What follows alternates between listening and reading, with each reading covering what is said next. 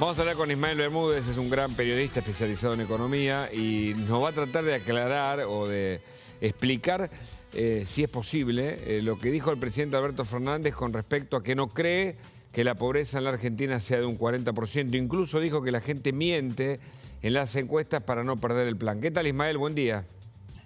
Hola, ¿qué tal? Buen día. Tu mirada llama la sobre atención esto. que... ¿Cómo? Tu mirada sobre esto.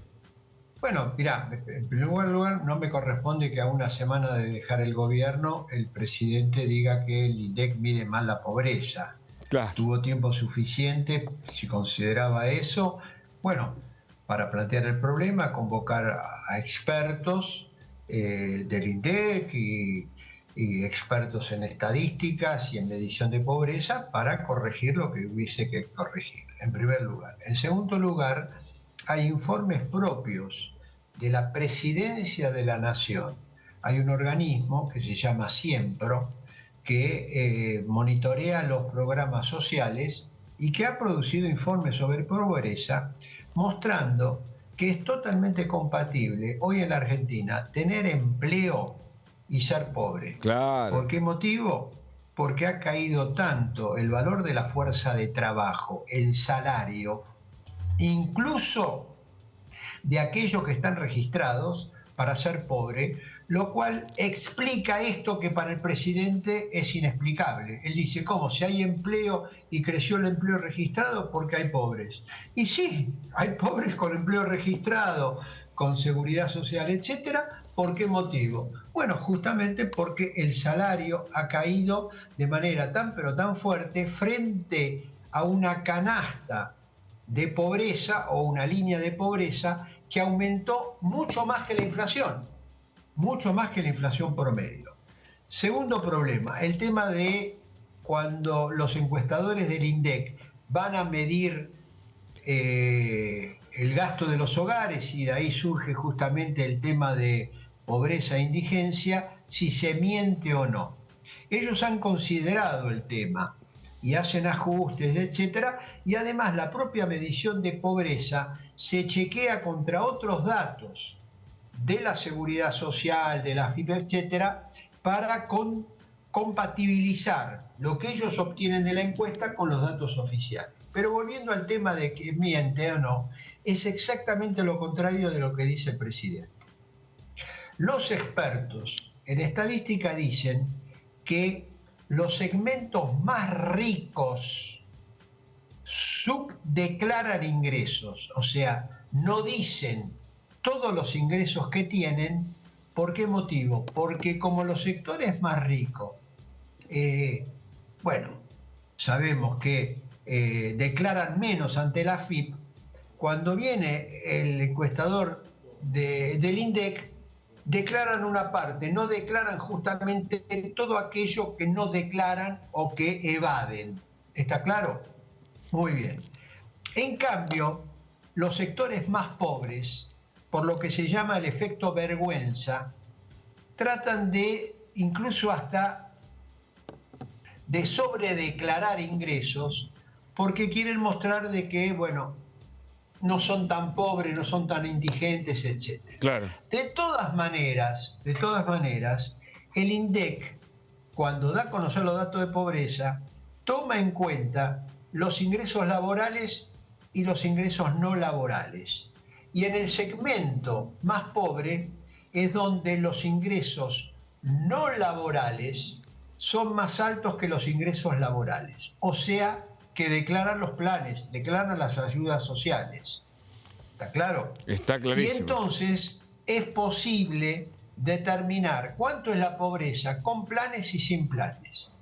Con la ayuda del Estado, la pobreza está en este 40 y pico % que dice el INDEC. Pero si sacamos los ingresos provenientes de la ayuda del Estado, la pobreza se va a arriba del 50%. Este es el dato. Más claro. alta, ese es el dato. Y el otro dato, para concluir, es que el INDEC mide lo que se llama pobreza por ingresos. Es decir, compara los ingresos de una familia contra el valor de la canasta.